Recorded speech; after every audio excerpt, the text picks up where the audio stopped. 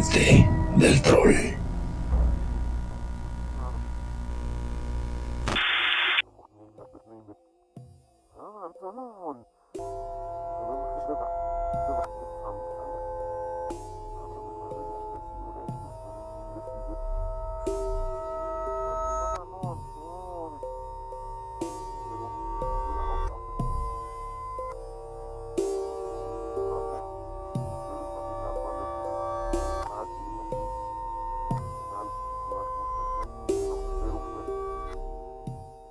Por tercera y última semana, aprovechamos la temporada de Halloween en Primavera 2 para analizar el caso de JonBenét Patricia Ramsey, una niña de 6 años de edad, otrora una considerada reina de belleza de concursos infantiles en Estados Unidos, que fuera asesinada en el propio sótano de su casa y cuyo cadáver sería dejado precisamente ahí, en casa de la familia Ramsey, para que su padre y su madre encontraran a su hija con el cráneo destrozado, las ropas totalmente desgarradas, atada y con la boca cubierta de cinta aislante. El día de hoy, en el tercer programa dedicado a JonBenét Patricia Ramsey, terminamos de hablar de los posibles sospechosos en su caso y de la última teoría, la teoría propuesta hace muchos años, pero apenas redescubierta en 2019-2020, que trata de ponerle un clavo final al ataúd, sin que esto, espero, suene demasiado mórbido. Bienvenidos a esta tercera parte de la serie de JonBenét Patricia Ramsey en Halloween en Primavera 2, en Bajo el Puente del Troll.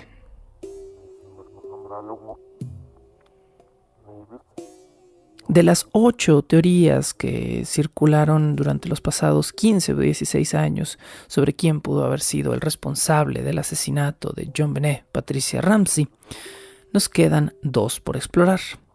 La número 7 tilda como posible responsable del asesinato a Linda Hoffman Pugh. Linda Hoffman Pugh fue durante muchos años, durante 2 o 3 años, el ama de llaves de la familia Ramsey. Su esposo, Mervyn Pugh, fue el handyman de los Ramsey, una persona dedicada a hacer en la casa todo tipo de reparaciones. Linda no fue oficialmente acusada del crimen, pero fue extraño que inmediatamente después de que los medios comenzaron a acusar públicamente a Patsy Ramsey, Linda comenzara poco a poco a apoyar esta teoría.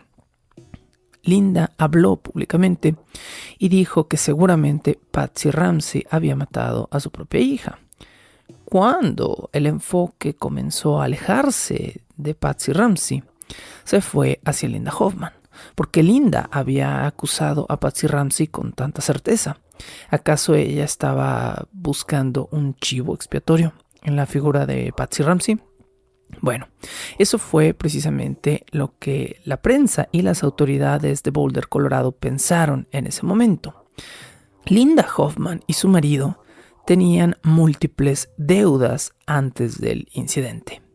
Aunque Linda ya no trabajaba con los Ramsey al momento del asesinato, era una persona que conocía perfectamente la casa y se pensaba quizás se había quedado con algunas copias de llaves de la misma, lo que la ponía en una posición incómoda frente a una acusación. Deber dinero, el asesino de JonBenét había pedido dinero. Tener llaves de la casa, había rastros o pistas de que alguien había entrado en la casa, pero no de que habían forzado una entrada para hacerlo. Y finalmente la vocalidad de Linda Hoffman frente a la acusación de Patsy Ramsey comenzó a atraer las sospechas de la policía de Boulder, Colorado, quien le pidió que escribiera algunas frases y cifras simulando la letra de la carta de rescate, por supuesto en un trozo de papel distinto, y la policía de Boulder, Colorado también le tomó huellas y muestras de ADN a Linda. En su defensa, Linda Hoffman declaró que Patsy era una mujer que claramente abusaba de su hija, que la había visto maltratar a la niña en varias ocasiones, porque no se quería poner un vestido o porque la niña no quería dormir con amigas, quizá por sus mismos problemas de mojar la cama. La teoría de que Linda fue culpable del homicidio establece la siguiente ruta de eventos. Linda Hoffman habría entrado de noche utilizando su juego de llaves al domicilio de los Ramsey. Después o cerca de la medianoche habría despertado calladamente a la niña, quien al reconocer a la mujer habría bajado con ella a la cocina. En la cocina, para mantenerla tranquila, Linda le habría dado algo de fruta, específicamente piña, y después, mientras JonBenét comía, la habría noqueado con un taser eléctrico para después pedir el recién otorgado bono de Navidad de John Ramsey como rescate por la niña. Muy probablemente en esta teoría, Linda esperaría con la niña en el sótano a que la transferencia electrónica del dinero estuviera hecha y después saldría de la casa sin dejar rastro, excepto, por supuesto, la misteriosa nota de rescate, y dejaría intacta a la niña en el sótano. Pero en algún punto JonBenét habría despertado asustada después de haber sido noqueada por su antes niñera y finalmente Linda habría matado en un arranque de pánico a la niña golpeándola con el mismo taser con el que la había noqueado y ahorcándola finalmente con el garrote vil para que no hiciera más ruido. La policía obviamente interrogó al esposo de Linda Hoffman, pero Mervyn Pugh declaró que esa noche, la noche de Nochebuena a Navidad, Linda y él habían dormido separados, no en distintas casas, pero sí en distintos cuartos. Por alguna razón, quizá alguna pelea, el esposo de Linda y ella habían dormido en la sala y el cuarto respectivamente. Y Mervyn dice no haber notado específicamente que su esposa se levantara o saliera durante la noche, pero muy honestamente declaró no haber pasado la noche con ella y por lo tanto no poder responder por lo que ella hubiera o no hecho. Hasta la fecha, la teoría de Linda Hoffman o de Linda y Mervyn Pugh se consideran semi descartada, no totalmente vacía, pero no totalmente soportada por un claro fundamento. Esto nos deja con la última teoría de las 8 teorías propuestas en la revista Rolling Stone sobre el caso, y es la teoría de Bill McReynolds. Hoy en día ya se considera como un caso o un sospechoso más bien descartado. Bill McReynolds era un ex periodista quien a la fecha ya falleció y era un amigo cercano o semi cercano de la familia Ramsey que durante las fiestas de Navidad del año 1996 se había disfrazado en más de una ocasión en distintas reuniones como Santa Claus. Esto con la intención de entretener a los niños del vecindario en la semana o semanas anteriores a la muerte de JonBenét.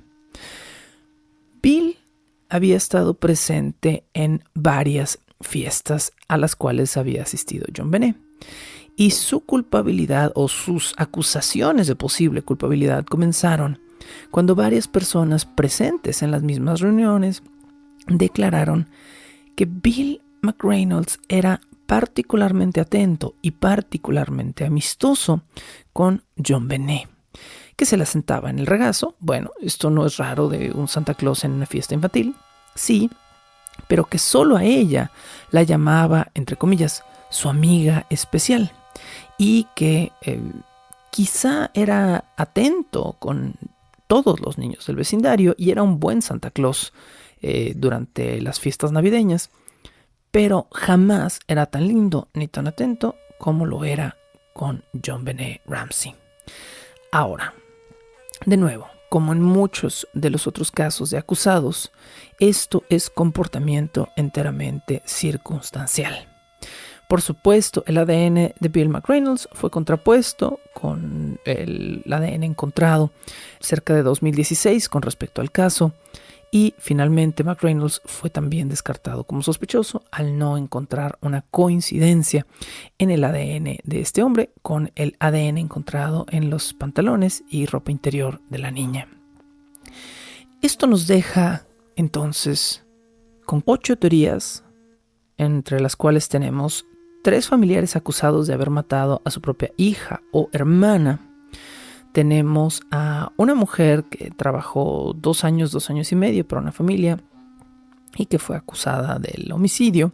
Tenemos a un Santa Claus cuyo único pecado fue ser atento con los niños en Navidad.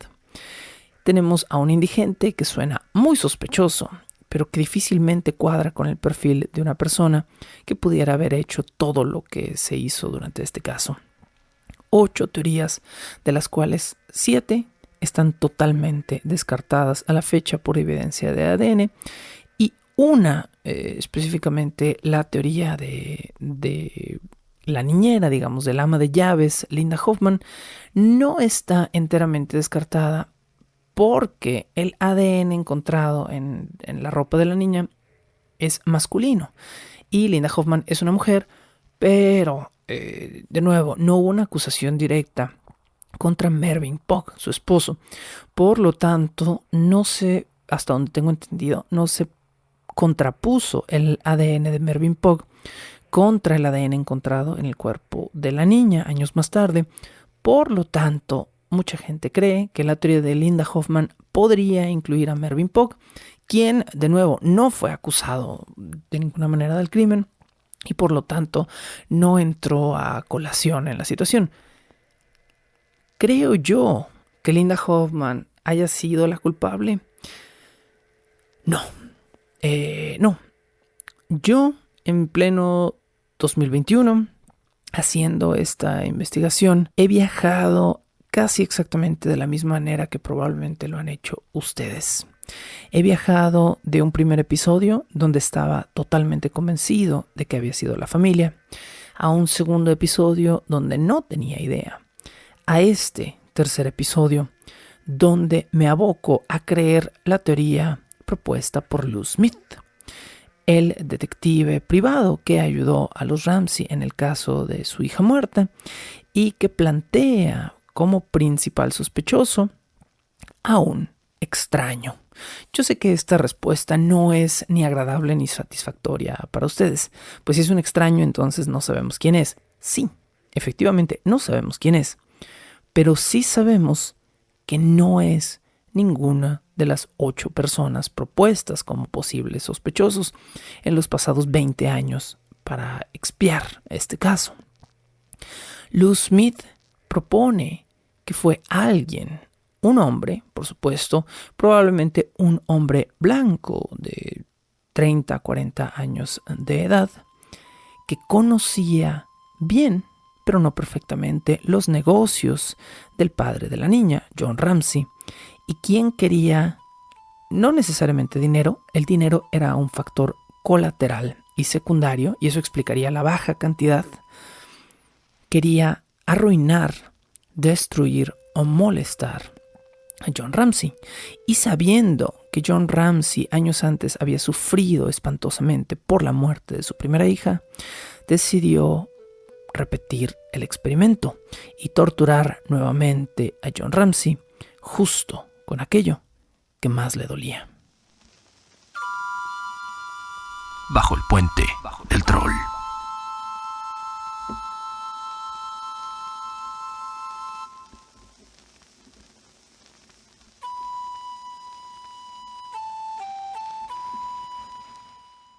La teoría, como la expongo aquí el día de hoy, para cerrar estas 3 partes de este crimen misterioso, es como la plantea el autor Bill James en su libro Crimen Popular. Así que todo crédito hacia él. Bill James explora los archivos de Lou Smith y los contrapone delicadamente con los hechos de la investigación para poner sobre papel la teoría más extensa y clara sobre el posible culpable del asesinato de esta joven reina de belleza. Lo primero que Bill James establece es la hora del asesinato, que según la autopsia oficial dicta la hora de muerte entre la 1 y las 5 de la mañana. Esto es en un margen 3 horas posterior a que los Ramsey llegaran a la casa de su fiesta de Navidad. Recordemos que los Ramsey llegaron el 24 de diciembre a las 10 de la noche a casa, temprano, sí, de una fiesta navideña, porque al día siguiente planeaban volar para pasar el 25 de diciembre con algunos familiares. Si Patsy o John mataron a la niña, esto es lo primero que establece Bill James sobre las notas de Lou Smith. ¿Por qué esperar a que la niña se durmiera 3 horas antes de volver a despertarla para matarla? Ahora, ¿cómo sabemos que realmente esperaron? Bueno, porque el testimonio de John y Patsy Ramsey coincide exactamente con los testimonios de los forenses que han analizado el caso. Los Ramsey establecen que ellos pusieron a dormir a su niña cerca de las 10 de la noche, que durmieron algunas horas y que despertaron en un punto cerca de las 5 de la mañana, específicamente Patsy Ramsey, quien encontró la nota de rescate, para saber qué había sucedido con la niña. Este marco coincide exactamente con las notas forenses, que dicen que la niña murió después de la 1 de la mañana, pero antes de las 5 de la mañana, o al menos cerca de las 5 de la mañana. Lo que hace lógico y coincidente el testimonio de los Ramsey. Este es quizá el primer punto a favor de la pareja. Ahora, Bill James también enumera algunas cosas atípicas de este caso. 1. Quien cometió el crimen sabía que estaba dejando un cadáver en la escena y que su oportunidad de cobrar una suma grande de dinero se acabaría o desaparecería en el momento en el que descubrieran el cuerpo. Este motivo número 1 se cree, o al menos lo cree Bill James, es uno de los principales para haber pedido una suma baja y accesible de dinero. Si el perpetrador hubiera pedido una suma inalcanzable y millonaria de dinero, esto habría tomado más horas o al menos más días quizá que esta baja cantidad, que además se correspondía con el bono navideño de este empresario millonario, una cantidad de $118,000. 2. La nota fue escrita dentro de la casa con materiales de la casa Ramsey y se considera hasta 2021 la nota de rescate más larga encontrada en la historia de todos los crímenes del mundo, al menos de todos los crímenes donde se ha dejado una nota de rescate. La nota de rescate tiene 374 palabras, lo que deja en claro que la intención de la nota no era ser específica, sino despistar o retrasar a la familia Ramsey para no encontrar inmediatamente el cuerpo de la niña. Si tú no encuentras a tu hija y no sabes qué pasó, lo primero que harías como un padre es voltear toda tu casa de cabeza, ¿cierto? Buscarías incluso adentro de los cajones, aún sabiendo que tu hija no puede caber ahí, debajo de todos los muebles, en el techo, en el sótano, en el patio. Si los Ramsey no hubieran encontrado la nota, probablemente hubieran buscado más dentro de la casa hasta encontrarse el cuerpo de su hija. Pero sabiendo el perpetrador que los Ramsey bajarían específicamente por esa escalera y que se toparían primero con la nota y después con la situación, sabía que la nota podía retrasar a los Ramsey. Si encuentras una nota de rescate en tu casa y tu hija ausente, asumes que tu hija no está en la propiedad y no la buscas. Bill James establece que el objetivo de la nota de rescate era simplemente despistar para retrasar el encuentro del cadáver. 3. La nota, y esto es algo muy interesante en este caso, la nota jamás menciona detalles de JonBenet. No menciona su nombre, no menciona sus rasgos. Sin embargo, sí se centra obsesivamente en detalles de John Ramsey, lo que hace a Lou Smith pensar que este era un crimen de venganza contra John Ramsey y no un acto sobresexualizado contra JonBenét, la niña. Una persona que enfermiza y obsesivamente desea a un niño menciona características de él. JonBenét Ramsey era una niña con características hipersexualizadas por su propia madre debido a los concursos de belleza en los que participaba. Tenía los dientes arreglados y el cabello peinado de cierta manera y enormes ojos azules y era muy rubia o tenía el cabello pintado de un tono muy rubio. Y todos estos factores probablemente para un pedófilo hubieran sido puntos de mención. Sin embargo, la carta parece pasar por encima de la niña, como si la niña fuera irrelevante y centrarse en el padre, en el dinero del padre, en los negocios del padre, en su nombre.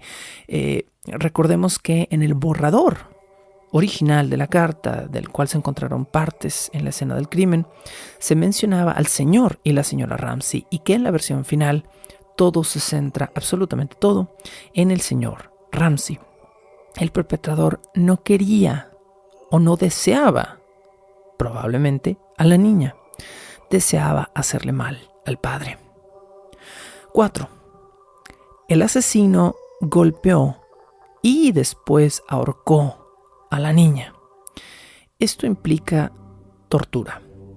Si quieres matar a alguien rápidamente y eres una persona que ya está dispuesta a perpetrar un crimen, lo haces velozmente, porque lo estás haciendo dentro de una propiedad donde un grito o una larga agonía pueden comprometerte. Sí, plantea Bill James, eres un pedófilo que cree estar enamorado de una niña. Se puede entender de manera macabra que haya una violación. Pero ¿por qué una tortura hacia un objeto de deseo? Es un comportamiento extraño.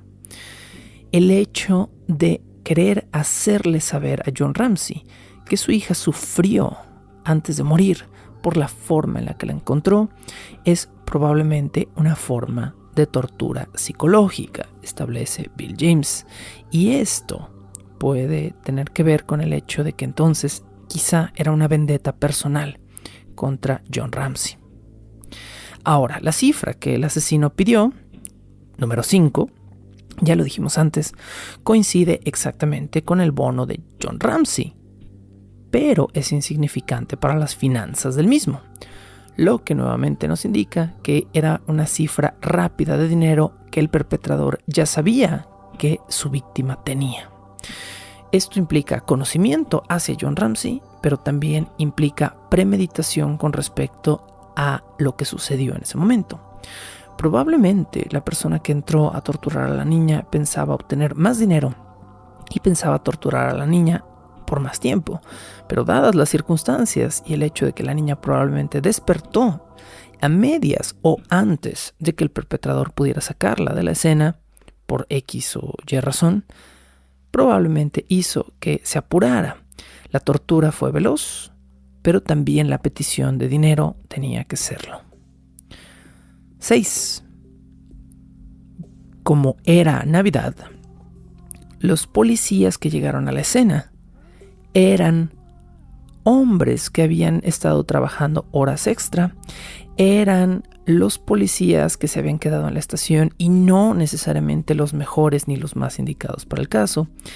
Y por estas mismas razones, el caso le fue otorgado a John Eller, que era joven y que jamás había trabajado un caso de asesinato. Esto provocó todos los problemas iniciales. 7. Eller tenía particular desconfianza de colaborar con el FBI, lo que entorpeció horriblemente los días siguientes de la investigación.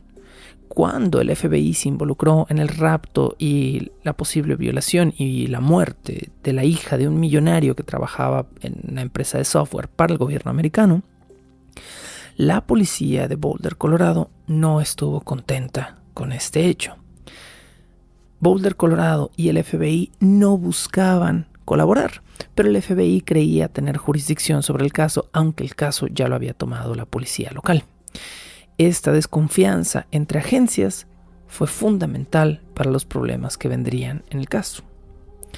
Finalmente, número 8, tras sospechar de los Ramsey y tras no poder inculparlos, la policía de Boulder cometió el enorme error de contratar a su propio detective privado.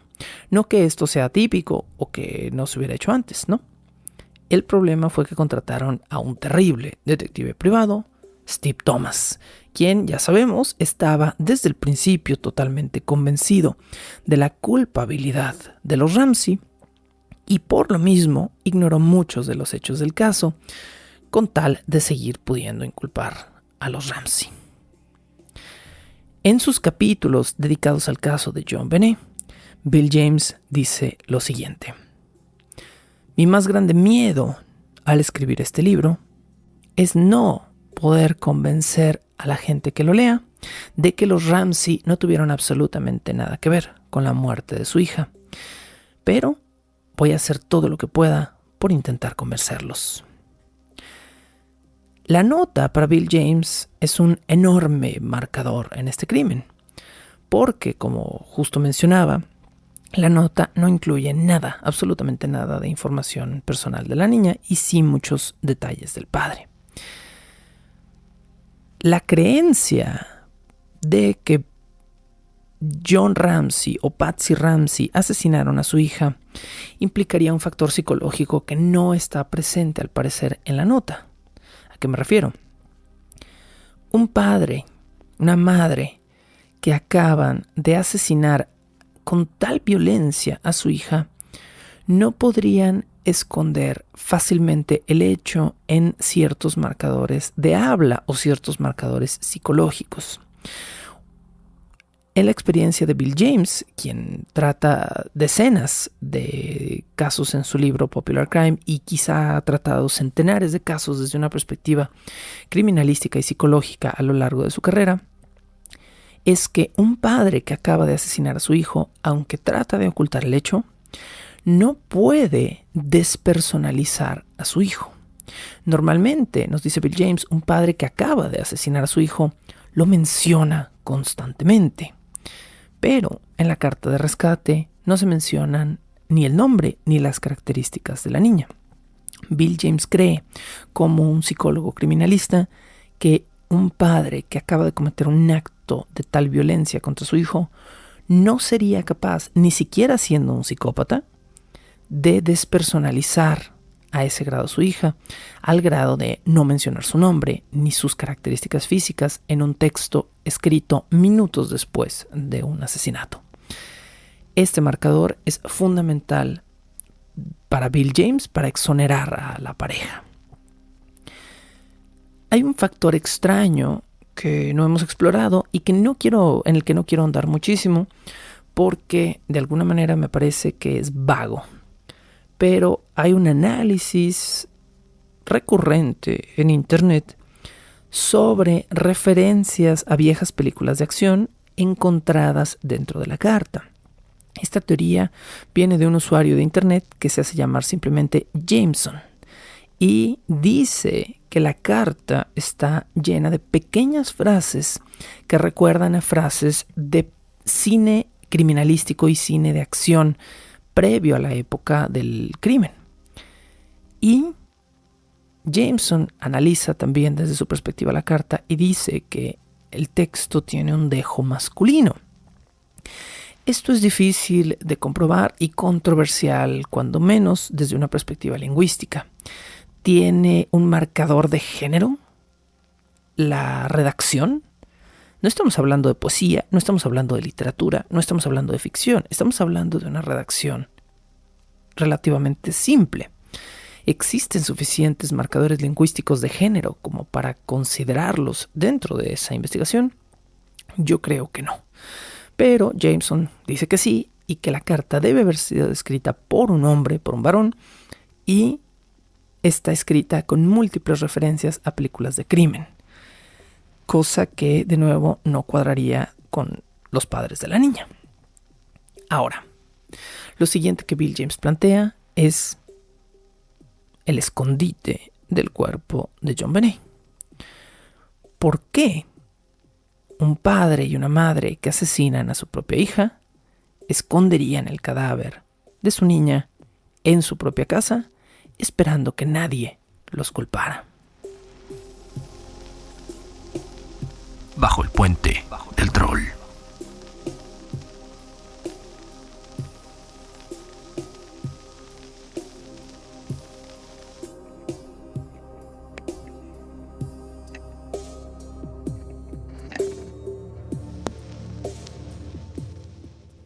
La propiedad de los Ramsey no era ni pequeña, ni discreta, ni estaba en una zona urbana. Hay kilómetros literales de montañas que en ese momento estaban totalmente nevadas. Hay dinero, hay contactos políticos. Es más, John Ramsey incluso tenía un piloto privado. John Ramsey pudo literalmente a las 6 de la mañana haberle hablado a su piloto. Su piloto pudo haberlo pasado a recoger en un auto con ventanas polarizadas a las 7 de la mañana. Pudo haberlo llevado a su pista privada del aeropuerto sin que nadie lo notara con una extraña maleta. Pudieron haberse subido a un avión y pudieron haber tirado a su niña desde ahí. Tenían los medios, tenían el dinero, tenían todo lo que necesitaban para hacer eso. Pero no fue lo que sucedió. ¿Por qué entonces, si John y Patsy Ramsey son los culpables de haber matado a su hija, atar a su niña, amordazarla y dejarla en su propio sótano antes de llamar a la policía, si ellos querían ocultar el crimen? Este planteamiento lógico de Bill James me parece fascinante, precisamente porque suena cínico, pero totalmente posible. Para James, falta considerar la evidencia base del caso para notar una mano ajena en el mismo. En la escena, nos enumera Bill James, se encontró lo siguiente: cuerda de nylon que no se correspondía con nada encontrado en la casa, cinta de plomería negra que no se correspondía con otros objetos encontrados en la casa Ramsey, una huella parcial en la nieve en torno a la ventana que se cree usó el perpetrador para salir de la casa, que no coincide con ninguno de los zapatos de los Ramsey, una huella de palma cerca de la ventana abierta donde también fue encontrada la huella, una nota escrita en una letra que parece imitar la letra de Patsy Ramsey, pero no es la misma, marcas tras la oreja de la niña de un taser que implican que alguien habría querido noquear a la niña en vez de simplemente convencerla de bajar, por ejemplo, al sótano, cosa que sus padres pudieron haber hecho muy fácilmente, y un vello púbico que no se corresponde con el ADN Ramsey, un oso de peluche. Esto es peculiar y es la única vez que he encontrado citado este objeto en el caso. Un oso de peluche que no era de la niña y que no fue reconocido por ninguno de los otros miembros de la familia.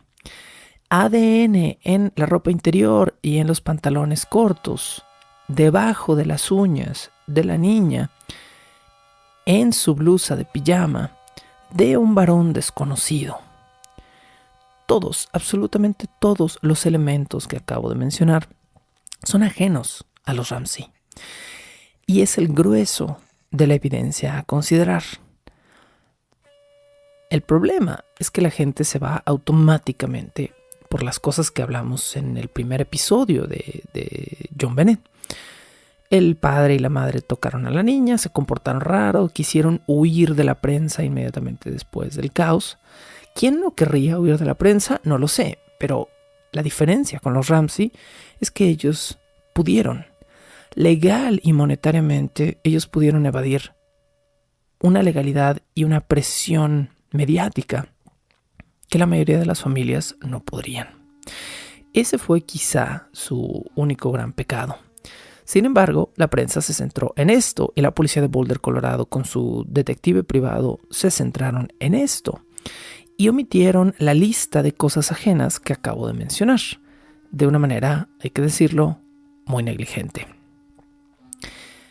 La policía de Boulder, Colorado, tenía una estadística para respaldarlos, sí, claro. La estadística dice que cuando un niño muere en una casa, el responsable del crimen es un padre o un hermano en el 92% de los casos donde se encuentra al responsable. Pero hay una segunda estadística aquí a considerar. De ese 92%, el 100%, digamos, el 100% de ese 92%, donde ha habido un niño muerto y un padre acusado del crimen, en todos los casos había abuso previo del niño. Había golpes, moretones, había abuso sexual, había negligencia. En el caso de JonBenét, fuera de las acusaciones de algunas personas que son también circunstanciales, no hay evidencia de abuso físico, ni sexual, ni psicológico, excepto por lo que puedan considerar quizá como presión de los concursos de belleza en los que participaba la niña, que ese es, si me lo preguntan, un tema ligeramente aparte. Podemos no estar de acuerdo con lo que Patsy Ramsey hacía con su hija. Yo no lo estoy, al menos. Considero que los concursos infantiles de belleza deberían dejar de existir. Considero que los concursos de belleza en general deberían dejar de existir. Eso no significa que destruyamos todo culto a un cuerpo, pero sí significa que quizá podemos desarraigar un poco las actividades que implican un único estatus físico válido. Es una simple opinión. Y más encima con niños. Podemos no estar de acuerdo con lo que Patsy Ramsey entonces hacía con su hija, pero no podemos simplemente acusarla de violencia o de negligencia no sabiendo cómo era ella realmente en el día a día con su hija mientras estaba en estos concursos. Ahora, dentro de esto mismo planteado, sin una larga evidencia o cadena de abuso sexual, físico o psicológico hacia JonBenét, ¿cómo habrían sido capaces John y Patsy Ramsey de violar, ahorcar, electrocutar y destrozar el cráneo de su hija si no eran personas que tuvieran una tendencia a un abuso? ¿Cómo tú, que me estás escuchando en este momento, y que quizás seas una persona bastante normal que jamás ha ahorcado o matado a un niño, espero, podrías regresar de repente de una fiesta navideña y hacer algo así de espantoso? Específicamente los padres de familia que me escuchan saben que este no es un brinco lógico, ni siquiera en un arranque de furia. No porque tu hijo haga algo que te hace rabiar, vas inmediatamente a matar. Toda la carga, entonces, de la investigación inicial hacia los Ramsey se debe simplemente a dos hechos que ya mencioné y que reitero aquí. 1. El mal manejo de la escena del crimen en las primeras horas de aquel día de 25 de diciembre de 1996. Y 2. La investigación posterior de Steve Thomas, el detective privado contratado específicamente por la policía de Boulder, Colorado, quien decidió cargar toda la evidencia en contra de los Ramsey, pero quien solo pudo encontrar evidencia circunstancial. ¿Cuál fue? Contrapongámosla con la que mencioné hace un momento, ¿no? Hace un momento mencioné a favor de exonerar a los Ramsey: la cuerda de nylon ajena, la cinta de plomería ajena, la huella parcial en la nieve, la huella de palma ajena en la nieve, la nota o la letra en la nota, las marcas del taser, el vello púbico ajeno al ADN Ramsey, el oso de peluche que ninguno de los miembros de la familia había visto, el ADN ajeno obviamente encontrado en la ropa de la niña, etcétera, etcétera. Ahora, ¿qué sí encontró Steve Thomas para acusar a los Ramsey? Bueno, Steve Thomas encontró un recibo de ferretería que mencioné en el capítulo anterior, que era un recibo por $1.99, sin determinar qué se había comprado con esa cantidad de dinero, que podía o no coincidir con el precio de cuerda o con el precio de la cinta de plomería usada en la niña, solo porque Steve Thomas investigó que a pocos minutos en auto de la casa de los Ramsey había una ferretería que vendía cinta de plomería por $1.99 y asumió que eso es exactamente lo que Patsy Ramsey había comprado y había guardado por alguna razón el recibo. La segunda evidencia descrita por Steve Thomas fue los análisis inconcluyentes de la letra de Patsy Ramsey en la nota, que no era la letra de Patsy Ramsey, era una letra, podríamos decir, similar a la de Patsy Ramsey en la nota. Y finalmente, una hora de muerte que se contradice con la evidencia forense. Steve Thomas presenta erróneamente dentro del tribunal, en el caso de JonBenét, la hora de muerte como entre las 10 de la noche y la 1 de la mañana del 25 de diciembre. Esto, repito, no coincide con las horas reales descritas por el departamento forense de Boulder, Colorado, que dicen que JonBenét murió entre la 1 y las 5 de la mañana del 25 de diciembre. Así que Steve Thomas, el detective estrella de Boulder, Colorado, tiene 3 puntos de evidencia, uno erróneo, otro circunstancial y otro inconcluyente.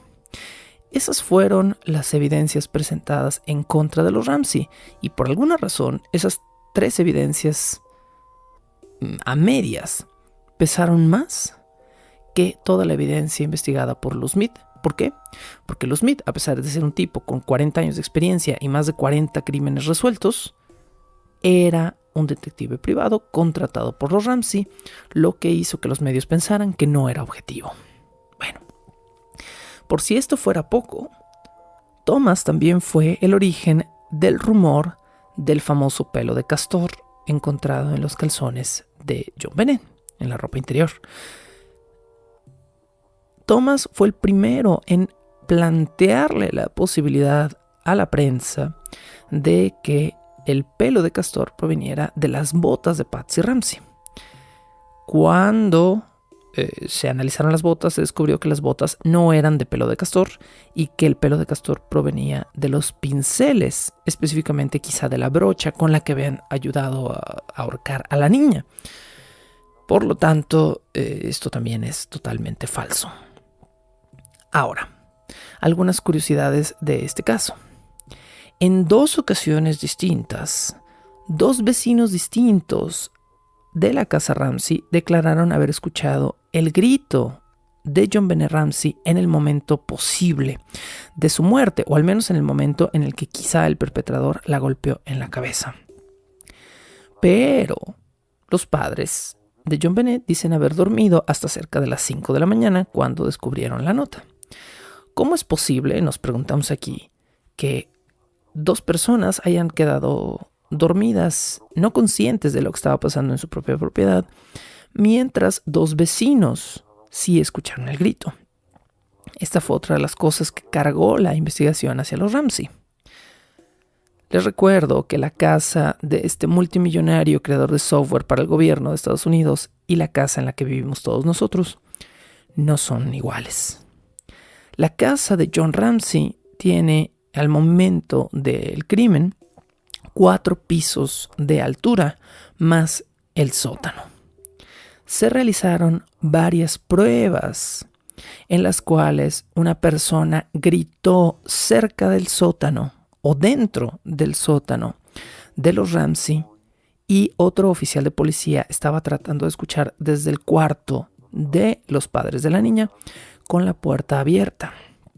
El oficial que estaba en el cuarto de los padres de la niña no escuchó los gritos que provenían de 4 pisos abajo, en un área totalmente distinta de la casa.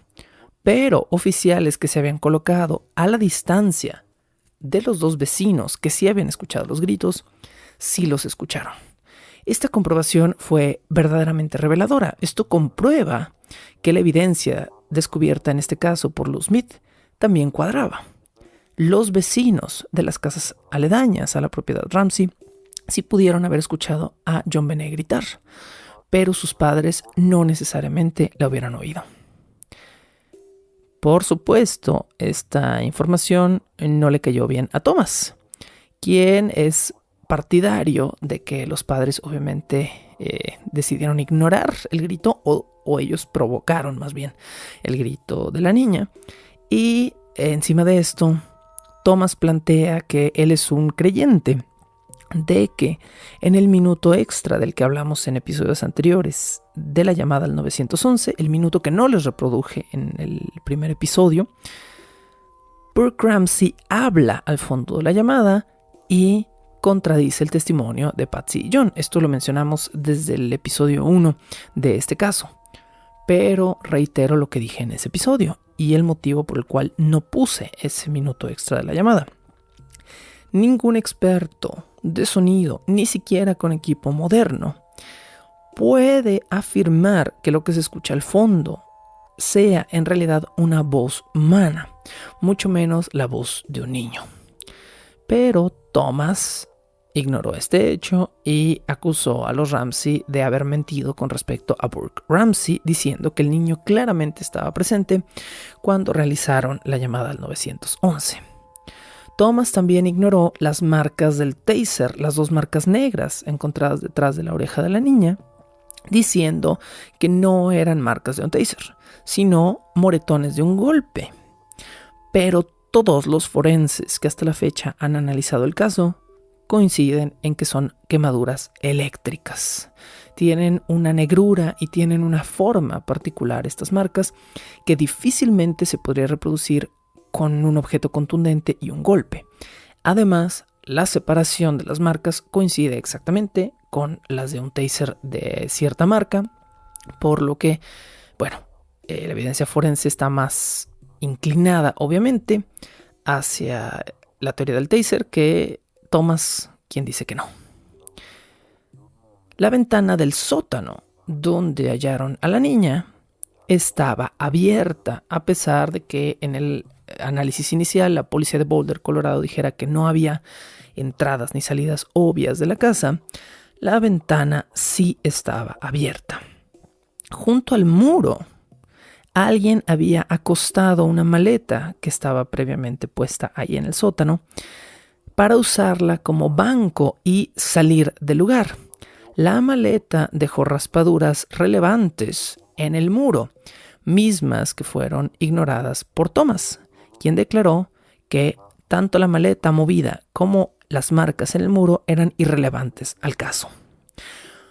Parte del vidrio de la ventana estaba roto, como si alguien hubiera entrado rompiendo la ventana, se hubiera deslizado al sótano, hubiera salido por el sótano, que quizá estaba abierto, hubiera raptado a la niña, se hubiera encerrado en el sótano, hubiera jalado la puerta, que era una puerta de gravedad, tenía un pestillo de gravedad. Un pestillo de gravedad es como, imagínense, uno en la modernidad jala una puerta con la manija y en el momento en el que jala la puerta, la manija que tiene un lado, digamos, en curva, se cierra cuando jalas la puerta. Así no funcionaban chapas mucho más viejas, pero funcionaban bajo un principio parecido, donde tú puedes jalar una puerta y el pestillo subía por una especie de resbaladilla y después caía en un hoyito. Y entonces ahora sí la puerta quedaba cerrada. Ya no la podías abrir desde el otro lado, pero podías cerrarla contigo dentro. Así es exactamente como funciona el pestillo del sótano que el primer oficial en la escena encontró cerrado. Bueno, entonces el vidrio dentro del cuarto estaba roto. Pero la policía de Boulder determinó que era una quebradura no reciente y por lo tanto no la consideraron en el caso. Una fotografía tomada por la misma policía de Boulder muestra nieve fresca atrapada recientemente en el borde de la ventana cerrada. Si está nevando y tú tienes una ventana cerrada, no se mete nieve en el borde. Si mientras está nevando abres la ventana, nieva en el borde de la ventana, luego cierras la ventana y la nieve, que no se derrite porque hace frío decembrino, queda atrapada en la ventana. Eso fue lo que encontraron. Pero la policía de Boulder dijo que esa no era evidencia suficiente de que la ventana se hubiera abierto durante la noche. Bueno, podemos seguir enumerando cosas que la policía de Boulder, Colorado, con base en el testimonio de Thomas, el detective, decidió ignorar. Pero, ¿cuál es el punto? Ya vimos que las intenciones de este detective no eran ni claras ni honestas. La policía finalmente argumentó que el asesino no se hubiera detenido a cerrar la puerta del sótano y que, por lo tanto, la puerta cerrada era ignorable y no se le recriminaba al primer oficial en la escena que no lo hubiera abierto. Y finalmente, James argumenta que el hecho de que la nota haya sido escrita dentro de la casa quizá pudo haber sido una protección. Esto es interesante. Con James, por supuesto, me refiero a Bill James, el autor del libro en el cual estoy basando este análisis. Bill James dice o plantea lo siguiente: si tú eres un perpetrador de un crimen, si tú vas ya con intenciones predeterminadas de cometer un crimen y te descubren cuando estás a punto de entrar a la casa donde vas a cometer el crimen, si tú no tienes nada incriminante encima, la única acusación que se puede hacer contra tu persona es allanamiento de morada. Y eso implica pasar 5 días en prisión y pagar una multa, pero no ir 10 años a la cárcel. Bill James plantea que muy probablemente el perpetrador no llevó ni armas, excepto quizá el taser, ni la nota de rescate en su persona por si lo atrapaban al entrar a la propiedad. Una vez dentro, escondido y con el tiempo de la fiesta en la cual estaban los Ramsey para poder hacer todo, se hizo de su Sharpie, su papel y escribió la nota dentro de la casa en lo que esperaba a los Ramsey y quizá la modificó o la reescribió, porque recordemos que había una nota anterior escrita distinta cuando la niña murió. Esto es una diferencia de protección para el perpetrador. Si lo hubieran atrapado dentro de la casa sin la nota o entrando a la casa sin la nota, era un allanamiento de morada. Si te atrapan entrando a una casa de un millonario con una nota de rescate para robarte a su hija, es intento de rapto y vas a pasar 25 años en prisión. Una teoría interesante con respecto a por qué el perpetrador no traía consigo la nota, o quizás si la traía simplemente y tuvo que reescribirla modificada cuando accidentalmente mató a la niña antes de tiempo.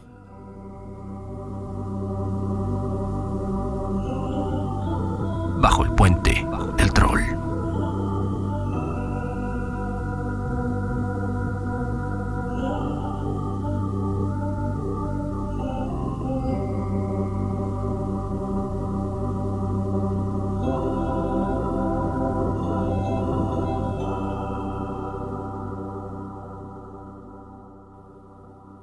Cerramos este episodio leyendo un resumen de lo que yo llamo la teoría final del caso de JonBenét Ramsey. Esta, por supuesto, es la teoría establecida por Lou Smith años más tarde de que se descubrieron y se liberaron por completo todos los archivos de su propia investigación dentro del caso. Estas no son las palabras exactas de Lou Smith, es un resumen hecho por mí con base en los apuntes de Bill James, con base en los apuntes de Lou Smith. A las 5 p.m. del 24 de diciembre de 1996, el asesino de JonBenét Ramsey, alguien quien había vigilado la casa por días y quien conocía y probablemente resentía al padre de la niña, James Ramsey, vio salir a la familia Ramsey de la casa para irse a su fiesta de Nochebuena. El asesino, sabiendo que tenía tiempo, se metió en la casa, la revisó entera, escribió una o varias notas dentro de la propiedad, por eso los ensayos y el material de casa usado para la misma, imitando la letra de Patsy Ramsey con la intención de confundir o de buscar que se le acusara. Esto establece que probablemente el perpetrador también conocía a Patsy Ramsey, al menos parcialmente. Una vez que el perpetrador vio regresar a la familia Ramsey, se ocultó en una de las habitaciones de la enorme casa de 4 pisos, o quizá estuvo todo el tiempo bajo la cama de la niña, a la cual después electrocutó dormida, inmovilizándola de inmediato. De camino abajo, con el cuerpo inconsciente de la niña, el hombre, por cansancio o quizá por el simple hecho de dejar la nota en algún lugar, bajó a JonBenét Ramsey sobre las escaleras, donde la nota se encontró y donde había brillantina verde que después fue encontrada en el cabello de la niña. En el sótano, después de torturar o abusar sexualmente de la niña, el hombre confeccionó el garrote vil, amordazó a la niña y la ahorcó con la intención de hacerle daño o hacerla sufrir mientras estaba amordazada.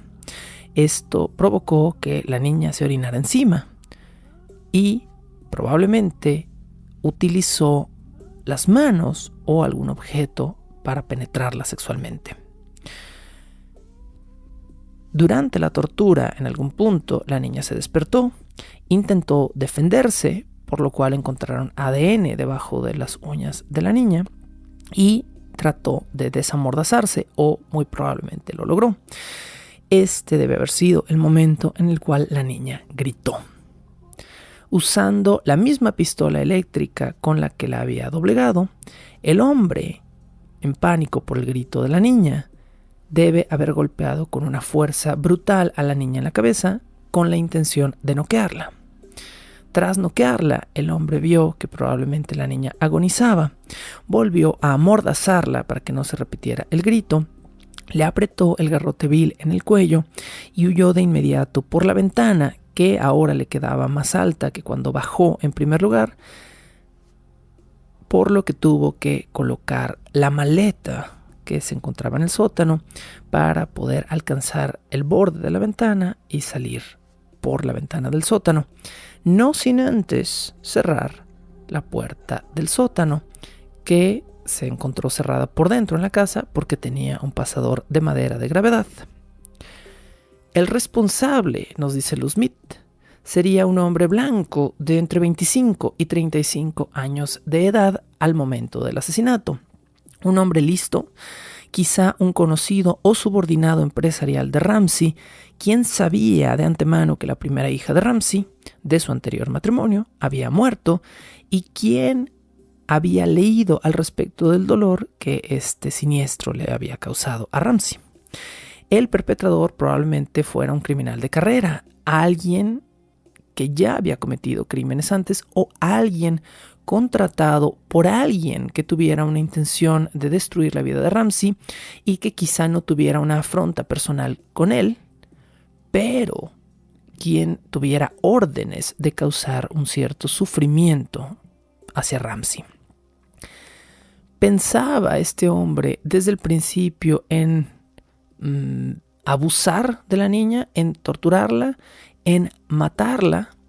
¿Pensaba este hombre en cobrar la recompensa? Lou Smith piensa que sí a todas estas preguntas. Lou Smith piensa que este hombre siempre entró a la casa con la intención de matar a la niña, que torturarla era parte del trato, haya sido por contrato o por venganza personal, y que la cantidad nimia de dinero pedido en la nota, que no era la nota original por los ensayos que se encontraron en la casa, probablemente disminuyó o cambió cuando el hombre mató a la niña antes del tiempo pensado.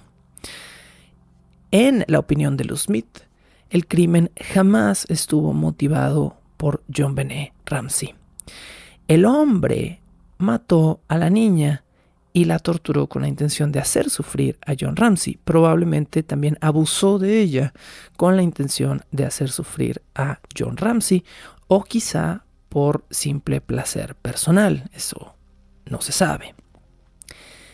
Esto motivó a que después del abuso el hombre limpiara las piernas y los genitales de la niña con una sábana o toalla, y ese es el motivo por el cual se encontraron pequeñas partículas, pequeños fragmentos de alguna tela, de algún algodón en el área.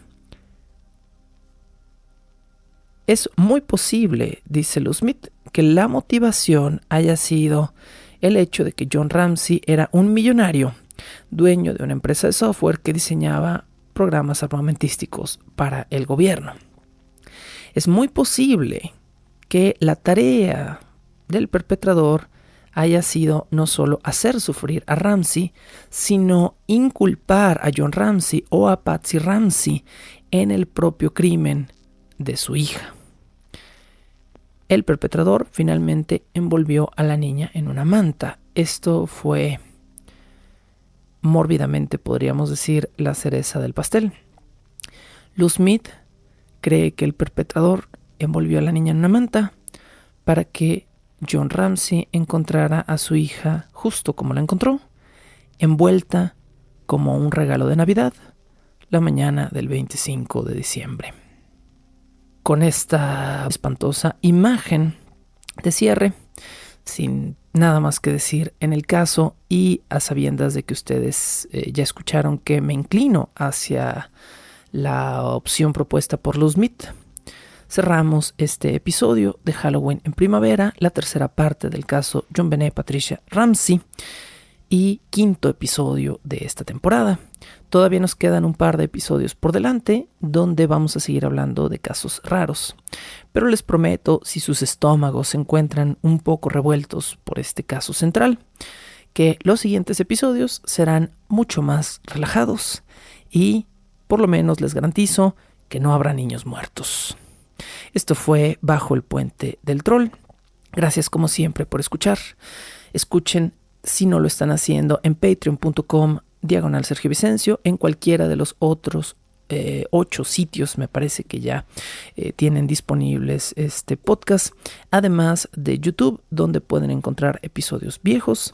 Y si desean comisionar algún episodio a la carta o incluso una temporada completa, pueden hacerlo en coffee.com/Sergio Vicencio. Gracias y hasta la próxima semana. La locución, la producción y la música original de este programa son creadas por Sergio Vicencio. Ve a patreon.com/Sergio Vicencio y apoya este podcast para obtener horas de contenido adicional. ¿Quieres comisionar cápsulas, episodios o incluso temporadas completas o comprar contenido digital de Bajo el Puente del Troll? Ve a coffee.com/Sergio Vicencio y encárgate de decirme qué hacer. Es coffee, ko-fi.com/Sergio Vicencio. Búscame como @recuadro_blanco en Twitter e Instagram o como Sergio Vicencio en YouTube para darme tu opinión sobre este podcast.